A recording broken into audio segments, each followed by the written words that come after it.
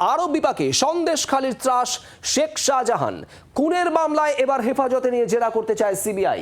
2019-এ 3 BJP কর্মী খুনের অভিযোগ সন্দেশখালীতে হাইকোর্টের নির্দেশে জোড়া এফআইআর করে তদন্তে সিবিআই। এদিকে সিবিআই এবং ইডির অন্য মামলায় জেলে রয়েছেন শেখ শাহজাহান। শেখ শাহজাহানকে এই নতুন মামলায় খুনের মামলায় হেফাজতে নিতে আবেদন জানাবে সিবিআই। শাহজাহান সহ আরো কারা কারা যুক্ত জানতে চায় সিবিআই। সিআইডি তদন্তে অনাস্থা প্রকাশ করে হাইকোর্টে মামলা হয়েছিল। বিক্রম দাস আমাদের প্রতিনিধি রয়েছেন আমাদের সঙ্গে। বিক্রম, এই 3 বিজেপি কর্মীকে খুনের মামলায় শেখ শাহজাহানকে হেফাজতে চাইছে সিবিআই, ঠিক কি খবর? দেখো, 2019-এর কার্যত সন্দেশখালীর নেজাটে সেখানে সুকান্ত মণ্ডল, প্রদীপ মণ্ডল এবং দেবদাস মণ্ডল এই 3 বিজেপি কর্মীকে নৃশংসভাবে হত্যা করা হয় এবং অভিযোগের তীর ওঠে সরাসরি শেখ শাহজাহান অর্থাৎ সন্দেশখালীর ত্রাস তার বিরুদ্ধে। এবং তারপরে আমরা দেখতে পাই যে রাজ্য পুলিশ তারা তদন্ত করে, সিআইডি তারা তদন্ত করে এবং পরিবারের তরফ থেকে যেটা অভিযোগ করা হয় যে রাজ্য পুলিশ বা সিআইডির তদন্তের পর যে চার্জশিট দেওয়া হয়েছিল সেই চার্জশিট থেকে উদ্দেশ্য প্রণোদিতভাবে শেখ শাহজাহান সহ যারা আসল অভিযুক্ত তাদের নাম বাদ দেওয়া হয়েছে। এরপরই পরিবারের তরফ থেকে তারা হাইকোর্টের দ্বারস্থ হয় এবং হাইকোর্টের তরফ থেকে মূলত সিবিআই তদন্তের নির্দেশ দেওয়া হয়। গতকালই সিবিআইয়ের তরফ থেকে জোড়া এফআইআর করা হয় শেখ শাহজাহানের বিরুদ্ধে, যেখানে খুন, হিংসা ছড়ানো সহ একাধিক ধারায় তার বিরুদ্ধে মামলা করা হয়েছে। এবং আমরা যেটা জানতে পারছি সিবিআই সূত্রে যে মূলত খুনের মামলায় এবার শেখ শাহজাহানকে সিবিআই নিজেদের হেফাজতে নিতে চলেছে। তার কারণ সিবিআইয়ের তরফ থেকে যেটা বলা হচ্ছে চলতি সপ্তাহেই তারা শেখ শাহজাহানকে হেফাজতে নেওয়ার জন্য তারা আদালতে আবেদন জানাবে।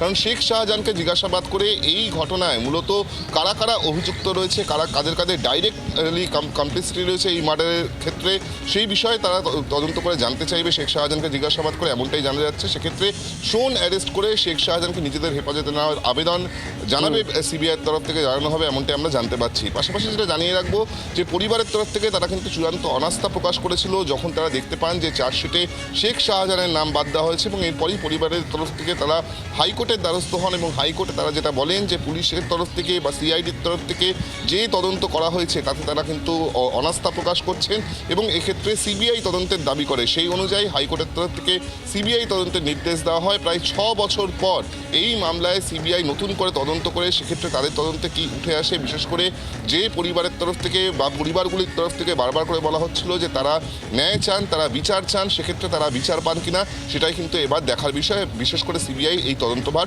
নেওয়ার পর। একেবারেই বিক্রম, ধন্যবাদ। গতকাল বিজেপি রাজ্য সভাপতি শ্রমিক ভট্টাচার্য এই নিয়ে কি বলেছেন শোনাবো। দেখুন, এই 3টে খুনের বিষয়ে আন্দোলন করেছি, পথ অবরোধ করেছি শেখ শাহজাহানের বিরুদ্ধে। পুলিশ কোনো ব্যবস্থা নেয়নি।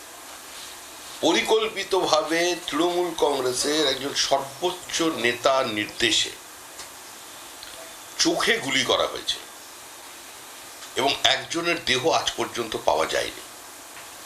প্রদীপ অত্যন্ত একজন ভালো কর্মী ছিল।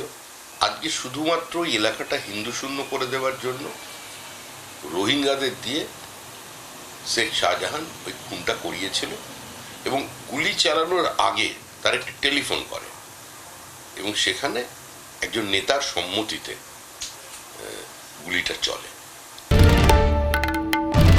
বাংলার আওয়াজ, বাঙালির আবেগ, জি 24 ঘন্টা।